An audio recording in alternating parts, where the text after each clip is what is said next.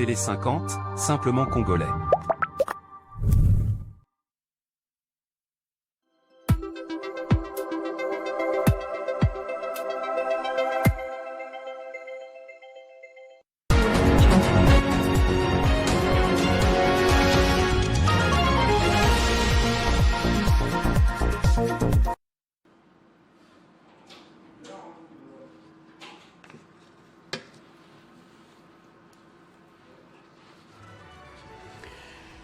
À la une de cette édition du journal, Kinshasa exprime sa solidarité au Qatar face aux tensions régionales. À Doha, le président Félix Tshisekedi a rencontré l'émir Tamim bin Hamad Al Thani au palais de Lusail. Les deux dirigeants ont également échangé sur des enjeux régionaux et internationaux majeurs. La RDC a officiellement déclaré la fin de l'épidémie de Mpox après une forte baisse de cas sous le seuil d'alerte.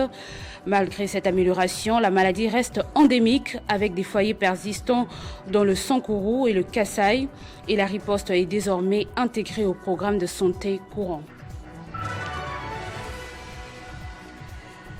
La chaîne éducative Educ TV a inauguré son nouveau plateau ce jeudi 2 avril en présence des autorités dont Patrick Mouyaya et Raïssa Malou ainsi que des professionnels de médias dont Jean-Marie Kassamba. Merci de choisir Télé 50 pour vous informer. Dans l'actualité, à Doha, le président Félix Tshisekedi a rencontré l'émir Tamim bin Hamad Al Thani au palais de Lusail à Kinshasa, exprime sa solidarité au Qatar face aux tensions régionales entre engagements communs pour la sécurité et la stabilité, le renforcement de la coopération, notamment économique et d'investissement, ont été invités. Dans la discussion, les deux dirigeants ont également échangé sur les enjeux régionaux et internationaux majeurs. En République démocratique du Congo, la question de la révision constitutionnelle relance les débats sur la laïcité de l'État. Entre convictions religieuses et principes républicains, certains croyants appellent à redonner une place centrale à Dieu dans les institutions, tandis que d'autres prônent le maintien de la laïcité comme garantie du vivre ensemble et de la cohésion nationale. Jean-David Clelo. La question de la révision constitutionnelle en République démocratique du Congo suscite de nombreux débats au sein de la société. Parmi les sujets sensibles figure celui de la laïcité de l'État, principe consacré par la Constitution congolaise pour certains croyants, notamment les chrétiens engagés. Cette disposition soulève des interrogations profondes quant à la place de Dieu dans la gestion de la nation. La laïcité telle que définie dans les cadres juridiques congolais implique la neutralité de l'État vis-à-vis des religions. Elle garantit la liberté des cultes et évite toute domination d'une confession sur une autre. Cependant, pour de nombreux enfants de Dieu, et comme le rassemblement des enfants de Dieu, cette neutralité est parfois perçue comme une mise à l'écart de la dimension spirituelle dans les affaires publiques. Aujourd'hui, nous devons faire un choix clair et décisif. Mettre Dieu au centre du Congo. Le Congo doit être dédié à Dieu d'une manière constitutionnelle. Dans cette perspective, certains défenseurs de la révision constitutionnelle avancent que la RDC devrait affirmer clairement son attachement aux valeurs chrétiennes, voire reconnaître explicitement la souveraineté de Dieu dans ses institutions. Selon eux, cela pourrait contribuer à moraliser la vie publique, lutter contre la corruption et restaurer les fondements éthiques de la société. Un Congo avec Dieu, c'est un Congo qui réussit. C'est la volonté du peuple, c'est la volonté de Dieu. Ça, c'est l'Esprit Saint qui a parlé. Mais attention, pour ce changement de la Constitution, l'Église refuse tout procédé politique, toute implication. Nous avons assez souffert. L'Église exige les référendums. Le souverain primaire doit se prononcer. Dès lors, la question fondamentale demeure, faut-il réviser la Constitution pour redéfinir la place des dieux dans l'État congolais ou au contraire préserver la laïcité comme socle de l'unité nationale? Pour les enfants de Dieu, le véritable enjeu pourrait ne pas être uniquement constitutionnel, mais aussi moral et spirituel. Car au-delà des textes, c'est le comportement des dirigeants et des citoyens qui reflètent les valeurs qu'ils portent. Une nation peut proclamer Dieu dans sa constitution sans pour autant vivre selon ses principes, tout comme elle peut être laïque tout en étant guidée par des valeurs spirituelles fortes. Je le disais dans les titres, la déclaration officielle de la fin de l'épidémie de Mpox en RDC a eu lieu ce jeudi après une baisse significative des cas sous le seuil d'alerte suite à la levée de l'urgence sanitaire. Le cas ont drastiquement chuté grâce aux mesures de riposte, bien que l'épidémie persiste dans le Sankoro et le Kasaï. La riposte passe d'une urgence à une intégration dans les programmes de santé standard, surveillance communautaire et vaccination. L'épidémie reste cependant endémique et la prudence reste de mise. Le ministère des Finances, en collaboration avec la Direction générale des recettes administratives, judiciaires, domaniales et de participation, a procédé ce jeudi à la signature de protocoles d'accord relatifs à la mobilisation de recettes non fiscales de l'État pour l'exercice 2026 avec des différents services d'assiette. Cette initiative vise à concrétiser la vision du chef de l'État articulée autour de 6 objectifs majeurs en cohérence avec le programme d'action du gouvernement 2024-2028. Dans son mot des circonstances, les directeurs généraux de la Direction générale des recettes administratives, judiciaires, domaniales et des participations, Étienne Ouchou de Lutula, après avoir rendu hommage au président de la République pour sa volonté d'améliorer les conditions de vie des populations, ainsi qu'à la chef du gouvernement et au ministre des tutelles, a salué la détermination des secrétaires généraux et celle de son institution, dont la mobilisation accrue des recettes. Une dynamique qui s'inscrit pleinement dans le programme d'action du gouvernement 2024-2028.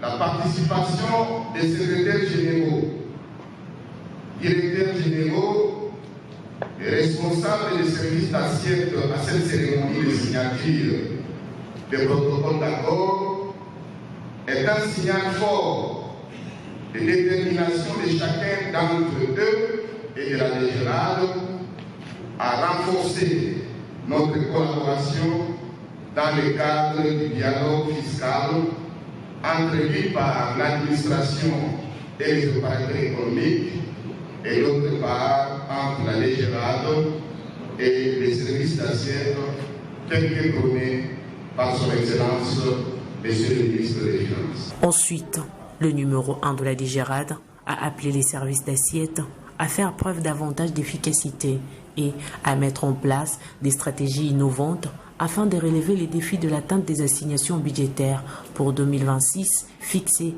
à 5,474 milliards de francs congolais. Le résultat encourageant de l'exercice 2025 constitue pour chaque responsable présent dans cette salle une motivation réelle à multiplier les efforts, à peaufiner des stratégies afin de relever les défis d'atteindre les assignations budgétaires de l'exercice 2026 fixées par l'autorité budgétaire à 5 474 milliards de francs congolais dans la loi des finances de l'exercice 2026.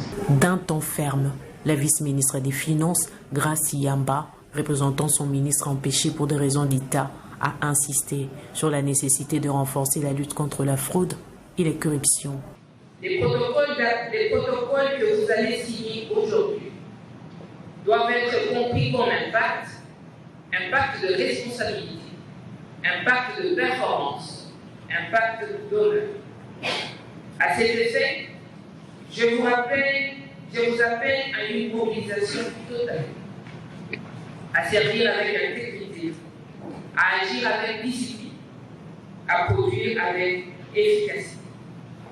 Car la corruption affaiblit l'État, la fraude mine la confiance et l'évasion prive la nation de ses moyens. La cérémonie intervient dans un contexte particulièrement exigeant, marqué par plusieurs défis, notamment sécuritaires et liés à la stabilisation de la monnaie. Toutefois, le directeur général de la DGRAD demeure optimiste et s'engage à instaurer une mission d'évaluation mensuelle afin d'atteindre des résultats tangibles et mesurables. Média en RDC, ce jeudi 2 avril, la chaîne de télévision éducative EducTV a inauguré son nouveau plateau. La cérémonie s'est déroulée en présence des autorités congolaises, notamment le ministre de la Communication et Médias Patrick Mouyaya et le ministre de l'Éducation nationale Raissa Malou.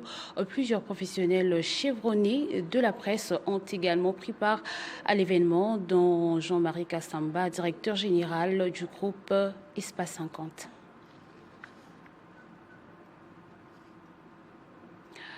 Clôture mardi à l'Académie diplomatique congolaise du ministère des Affaires étrangères d'une formation de haut niveau en diplomatie économique et commerciale au profit des agents et cadres du Centre d'expertise, d'évaluation et des certifications de substances minérales précieuses et semi-précieuses. La cérémonie de remise de brevets aux lauréats a eu lieu en présence du secrétaire général aux Affaires étrangères, du président du conseil d'administration et du directeur général du CEC. Désormais ambassadeurs économiques de la RDC, ces cadres et agents sont appelés à jouer un rôle actif dans la promotion du commerce et des investissements de la RDC, notamment dans le secteur minier. Cette distinction n'est pas seulement un honneur, elle implique également une responsabilité majeure. Vous êtes désormais appelés à incarner sur la scène internationale l'image d'un Congo crédible et respecté. En effet, l'établissement public, étant qu'autorité des certifications des substances minérales, entend désormais jouer un rôle accru dans la défense des intérêts économiques du pays, dans le suivi et la traçabilité des produits miniers à l'exportation. La remise de ces brevets constitue une reconnaissance officielle de compétences acquises, un gage de crédibilité pour nos représentants. Elle marque également l'engagement du CEC à investir non seulement dans le capital humain, mais aussi dans l'assainissement du circuit de traçabilité de produits miniers. Organisé dans le cadre du renforcement des capacités, avec les concours de l'Académie diplomatique congolaise, structure de formation du ministère des Affaires étrangères, le secrétaire général et l'ambassadeur chef des services de l'ADC clarifient que cette formation s'inscrit dans la dynamique de modernisation et de repositionnement du CEC comme acteur clé de la gouvernance minière en RDC. Nos brevetés du jour sont prêts à être déployés partout là où le devoir patriotique pourra les envoyer. Vous êtes désormais appelés à exercer vos fonctions dans les sections économiques de nos missions diplomatiques, où vous représenterez non seulement votre institution d'origine, mais également l'État congolais dans toute sa souveraineté et ses ambitions. Du 22 au 29 décembre 2025, les participants ont été outillés sur les mécanismes de la diplomatie économique, la négociation internationale ainsi que les stratégies de valorisation des ressources minières congolaises. La cérémonie de clôture, empreinte de solennité, a été marquée par la remise officielle des brevets aux lauréats en reconnaissance de leur engagement et des compétences acquises, gage de leur crédibilité. Comment assurer la continuité de la formation à distance des enseignants en République démocratique du Congo? C'est la question au cœur de la table ronde sur l'IFADEM qui s'est tenue à Lubumbashi du 1er au 2 avril 2026 à l'initiative du ministère de l'Éducation nationale et Nouvelle Citoyenneté. Entre financement international et appropriation locale, le pays veut désormais ancrer de façon permanente ses outils pédagogiques modernes dans son système éducatif. Durant 2 jours, le ministère de l'Éducation nationale a réuni les acteurs clés de l'IFADEM pour un tournant stratégique. Il s'agit de produire des recommandations susceptibles d'assurer la continuité des dispositifs après le retrait des partenaires, ainsi que la capacité des structures locales à intégrer ces innovations dans leurs pratiques quotidiennes. Grâce au financement international, incluant la coopération belge au développement, la Wallonie-Bruxelles internationale, l'OIF et l'Union européenne, le modèle hybride, alliant numérique et formation de proximité, a déjà fait ses preuves du Katanga au Kasaï. Les experts réfléchissent aussi sur la possibilité de porter ces acquis à l'échelle pour que chaque élève congolais bénéficie d'un enseignement de qualité partout sur le territoire national. À l'ouverture de cette table ronde, Joseph Mouinke Uchend, prophète au Katanga 1, a salué vivement les efforts du chef de l'État Félix Antoine Tshisekedi Tshilombo en faveur d'une éducation de qualité en RDC avant de circonscrire le cadre de cette rencontre. Le programme IFADEM incarne une dynamique structurante visant à consolider les capacités institutionnelles, examiner l'état d'avancement des activités, analyser les résultats obtenus, évaluer les ressources mobilisées, identifier les défis majeurs et surtout définir les priorités pour les années à venir. Nationale et nouvelle citoyenneté avec l'appui technique de l'APF, agence intégrée au sein des relations internationales de Wallonie-Bruxelles. Tout à fait autre chose, le ministre des Droits humains Samuel Mbimba Kabouya a célébré la qualification historique des léopards avec les jeunes et sportifs de Lukunga en marge de cette qualification historique des léopards de la RDC à la Coupe du Monde 2026 justement. Devant une foule innombrable et en liesse, Samuel Mbemba Kabouya a souligné la portée à la fois historique et spirituelle de cette prouesse réalisée par les léopards. Il a rappelé que cette qualification intervient 52 ans après la première participation de l'équipe nationale de football de la RDC, alors appelée Zaïre, à une phase finale de Coupe du Monde. Pour lui, cet événement constitue un moment fort d'unité nationale et de fierté collective pour tous les peuples congolais, tout en adressant ses félicitations au président de la République Félix Tshisekedi pour son leadership éclairé ayant abouti à cette qualification, ainsi que gouvernement dirigé par la première ministre Judith Suminwa Tuluka pour la mise en œuvre de la vision du chef de l'État. Le ministre a également salué l'engagement et la détermination des joueurs qui ont honoré la nation congolaise. Il a indiqué que cette qualification marque le grand retour de la République démocratique du Congo dans le concert des nations. Au-delà de l'aspect sportif, Samuel Mbemba Kabouya a souligné que cette participation à la Coupe du Monde constituera également une tribune importante pour sensibiliser la communauté internationale sur les génocides commis dans l'Est de la République démocratique du Congo par le Rwanda de Paul Kagame. Nzambe azali kopesa bino ba moment ya fierté nationale, ya sursaut national to lokumu ya mboka mobimba boye elakisi nzambe azotalisa bino bokangama na mokonzi oyo nazali na makambo ya kosala na mboka na bino na nzela ya mokonzi oyo. Dans une ambiance festive, le ministre des Droits humains a mis à la disposition des participants les moyens nécessaires afin de célébrer dignement cette qualification historique des léopards, transformant ainsi la rencontre en un moment de communion et de partage pour la jeunesse du district de Lukunga. Et à l'occasion du jeudi saint, la gouverneure Fifi Masuke Saini a participé à la célébration eucharistique des consécrations des huiles saintes en préparation de la Pâque. Cette célébration présidée par l'évêque Richard Kazadi Kamba ce jeudi 2 avril a été marquée par la présence de nombreux fidèles catholiques qui ont adressé des prières à Dieu pour la paix dans l'est du pays. La gouverneure Fifi Masuka Saini a pris part à la messe chrismale de ce jeudi 2 avril, célébrée par l'évêque Richard Kazadi Kamba dans la cathédrale Sainte-Marie Reine de la Paix. Dans son homélie, l'évêque Richard Kazadi a exhorté les fidèles à faire preuve du caractère social hérité de Christ selon Ésaïe 61, afin que chacun apporte la lumière, la bonne odeur autour de lui et qu'il devienne une solution pour son prochain. Nous, chrétiens, osons croire que Jésus, le Christ, le Messie, loin d'Israël, pour toutes les nations, rend prêt. Cette célébration eucharistique s'y caractérise par la consécration des huiles saintes, dont les saints crèmes, l'huile des catéchumènes et l'huile d'onction des malades. Elle prépare au chemin de la croix publique et à la célébration de la Pâque. Les renouvellements de promesses sacerdotales des prêtres et diacres en symbole de l'unité de l'église diocésaine a été l'un des moments forts de cette prière matinale suivie des prières de l'Assemblée en faveur de ceux qui travaillent au service de l'église, en faveur des morts et des autorités administratives. Comme à l'accoutumée, des chants à l'honneur du Seigneur Saint, les offrandes et la communion ont marqué cette messe.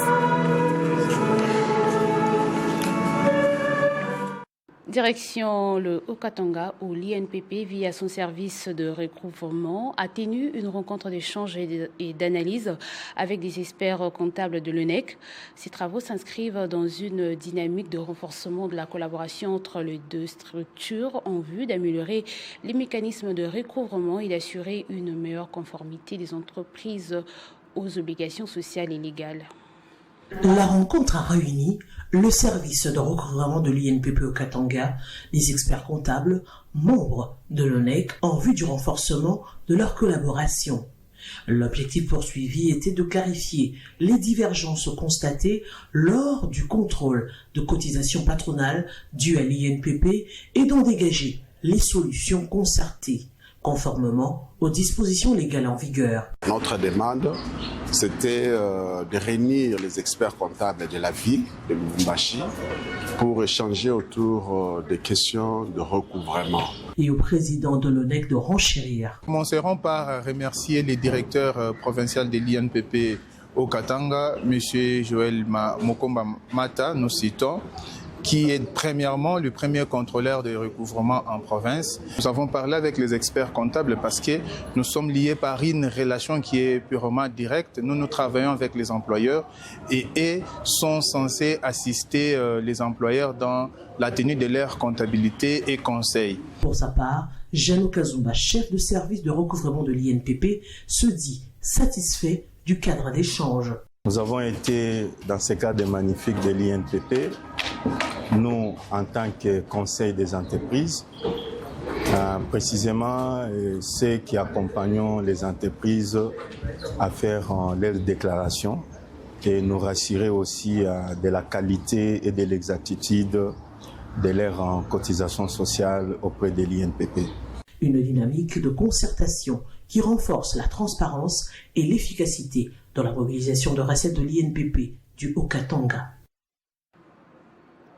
Le sénateur Dani Bonza Maloba a foulé le sol de Moba dans le Tanganyika avec comme objectif faire honneur aux femmes.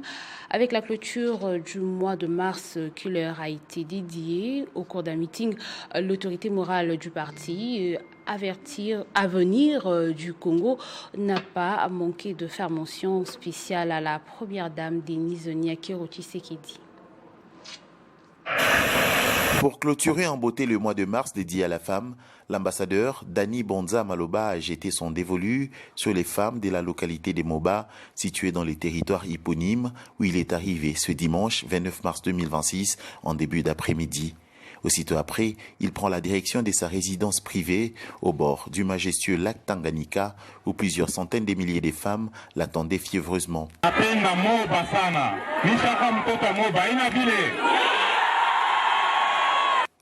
L'autorité morale de l'avenir du Congo n'a pas manqué de rendre hommage à la distinguée première dame Denise Nyakero Tshisekedi.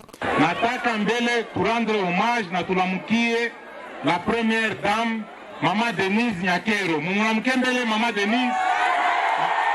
Mama Denise, hii ni moyo yako. En tout cas, Président Fachi uteturumia. Hatutakulalamikia hii mwa ni ya Mama Denise. Haina vile. Alors, musu ukweni moya, natafuta mpresente mtoto wangu mwanaume yake ni Bobo Junior. Joki tena nyumba wangu. L'honorable Dani Bonza Maloba, qui a toujours voué un profond respect à la femme, a mis en lumière les valeurs de la femme des Moba.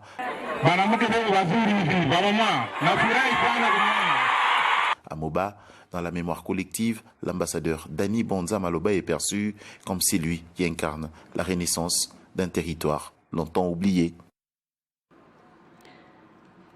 Et bien avant, le sénateur a accueilli les chefs coutumiers regroupés dans l'Association nationale et traditionnelle des chefs coutumiers pour échanger autour de sa vision et de la confiance lui accordée à ce jour par le chef de l'État Félix Tshisekedi. Cette rencontre a été assortie d'une déclaration lue par la NATEC.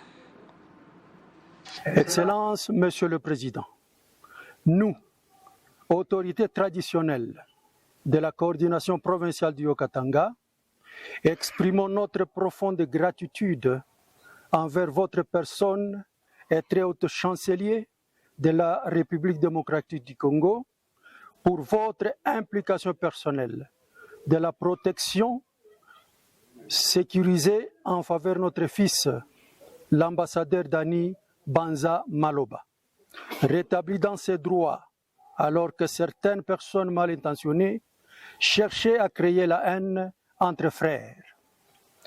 Heureusement pour nous, de suite de votre esprit parental et surtout l'intérêt majeur des Congolais en général et le peuple haut-katanga en particulier, vous aviez préféré de faire le choix ultime de vivre ensemble.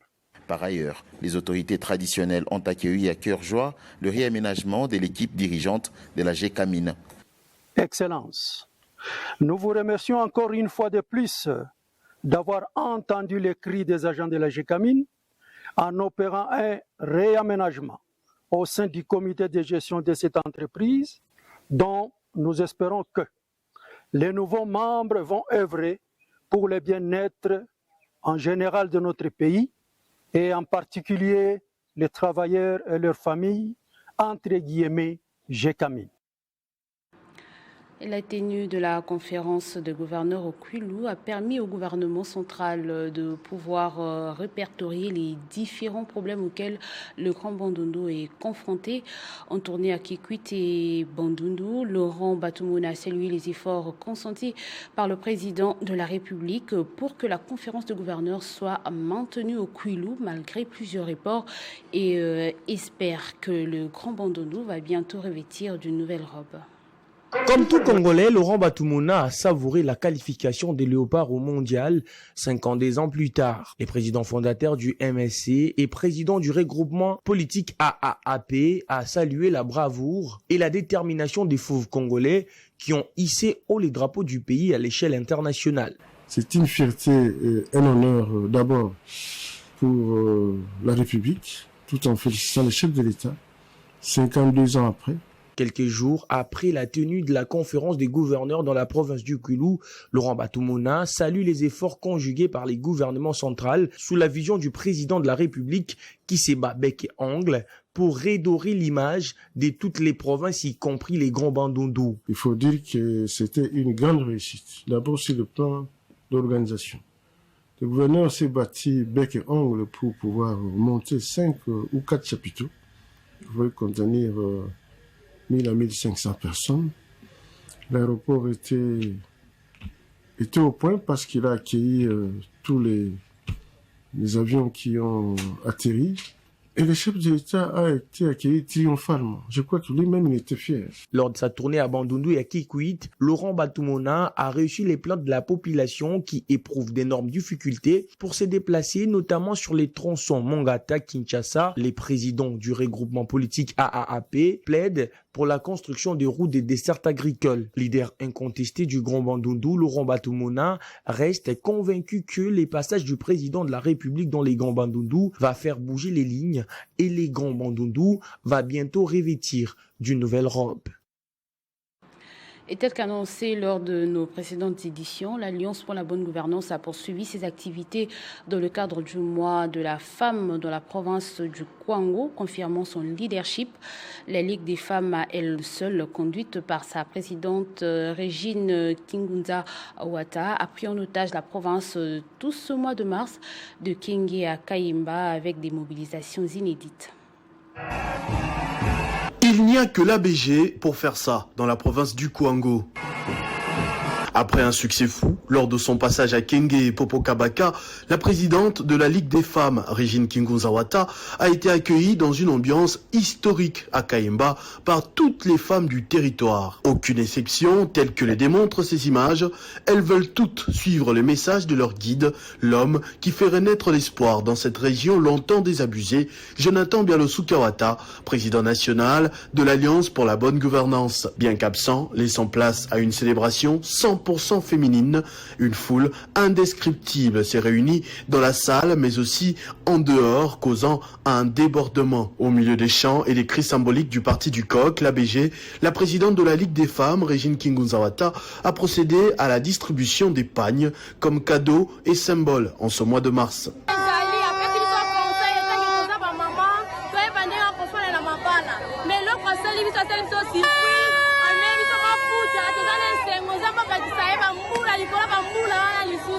C'est donc en terrain conquis que l'Alliance pour la bonne gouvernance de Jonathan Bialosu-Kawata évolue dans le Kwango avec un message d'unité et de soutien au président de la République, Félix Tshisekedi. Ses nombreuses œuvres sociales ainsi que son implication dans la vie de tous les jours des Kwangolais lui valent respect, considération et reconnaissance. Parlons à présent de la desserte en courant électrique à Makampan dans la commune de Ngalima qui n'était pas au beau fixe, des perturbations, des coupures intempestives alimentaires dues au courant électrique. Beaucoup des ménages et d'activités commerciales ont souffert de cette situation. Aussitôt informé, Teddy Luamba, fidèle à sa politique de réaction rapide, a ordonné des instructions claires quant à cette situation. C'est ainsi que sous la conduite du DDK, la direction Kinshasa-Ouest a procédé à l'installation d'une nouvelle ligne moyenne tension qui part du poste des Vinières situé au quartier haute tension jusqu'à la place commerciale. Les DKO expliquent les difficultés rencontrées et surtout les travaux réalisés et les résultats obtenus sur les terrains. Un nouveau feeder a été tiré en partant de la sous-station des Vinières pour pouvoir soulager les deux feeders qui alimentent en permanence ces deux secteurs. Nous avons le feeder 57 ainsi que le feeder 52. Et à ce jour, nous pouvons rassurer à notre clientèle que cette opération s'est déroulée avec succès. Et à ce jour, tous ces problèmes liés au déficit de puissance qui est observé sur ces deux feeders actuellement sont complètement résorbés. Et nous avons repris l'exploitation normale de ces deux feeders tout en supprimant tous les autres problèmes qui étaient liés à la saturation et du feeder et des autres infrastructures. Avec l'installation de cette nouvelle ligne, la desserte à la campagne, à la place commerciale, à Pigeon, à l'UPN s'est améliorée sensiblement, comme les témoigne cet abonné Snell du quartier commercial.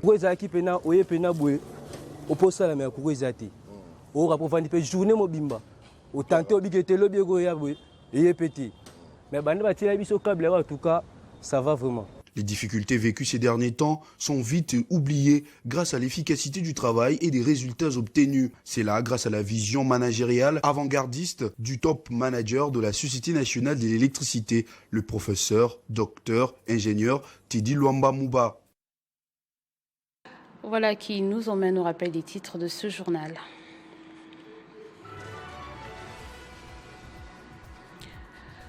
Kinshasa exprime sa solidarité au Qatar face aux tensions régionales.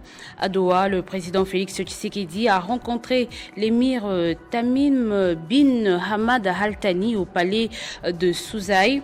Les deux dirigeants ont également échangé sur des enjeux régionaux et internationaux majeurs.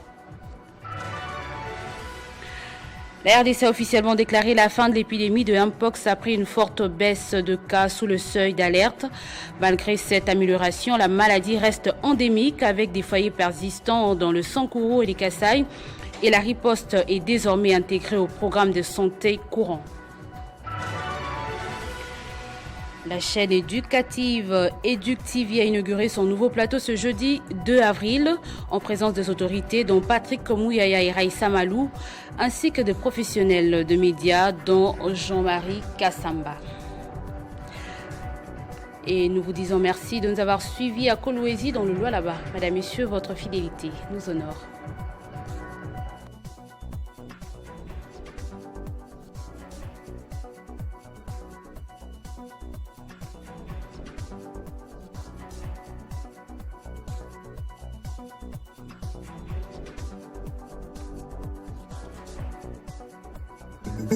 Retrouvez toute l'actualité en continu sur www.tele50.cd.